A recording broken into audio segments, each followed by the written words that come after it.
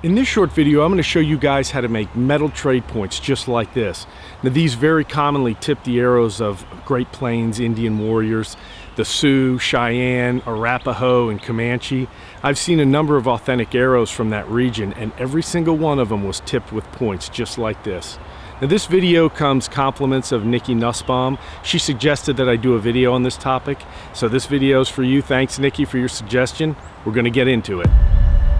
These arrows once struck terror into the hearts of every person who ventured into the Great Plains. Here you'll get a rare and privileged look at authentic Plains Indian arrows from the late 1800s. Thousands of these metal points were made by blacksmiths, and they were then carried into the untamed prairies to be traded to different tribes. Compared to stone points, their thinner and flatter profile greatly increased the penetration and lethal capabilities of the horse-mounted archers. These points were mounted to heavy hardwood shafts of dogwood, chokecherry, and split hickory. When fired from their short, powerful bows, these arrows carried enough momentum to punch completely through a 2,000-pound bison and stick in the dirt on the other side. These points were so prized by the Plains Indians that settlers could trade for buffalo robes, meat, horses, and sometimes even white captives that were held hostage by different tribes. Now, the stock I use to make these metal points is old, worn-out circular saw blades like this one. You can see I've already taken a few pieces out to make points from. But this stuff works really well. It's got a nice thickness to it. It's just about the perfect thickness. And it also has a slightly rough texture on the outside. And that's going to be important because when we heat these points up, they will take on that black carbon surface and they'll look like the blacksmith-made trade points that were used so commonly back then. So, we're going to get started. I'm a stickler for safety, so I wear a respirator, protective glasses, and hearing protection whenever using loud machinery. This angle grinder with a cutting wheel works perfectly for cutting out the arrowhead blanks.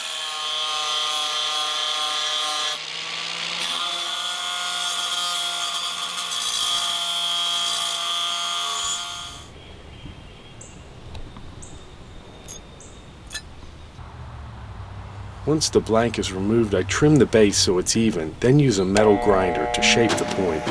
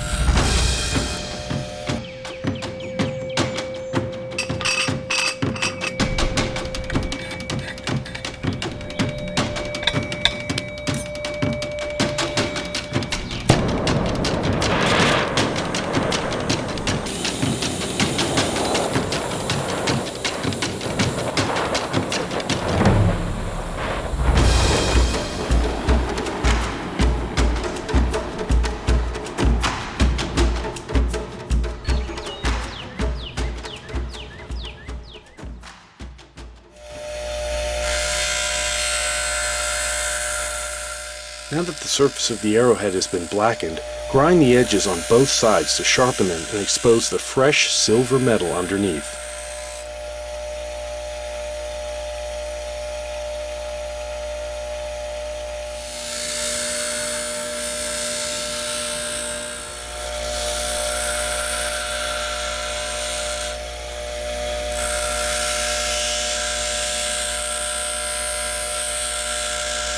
For a last touch of authenticity, file the edges, since the arrowheads of that time were often sharpened with a file.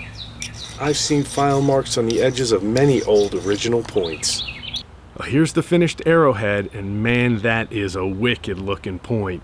I really like that black surface with the silver edges. It just looks really cool, almost like a ninja point.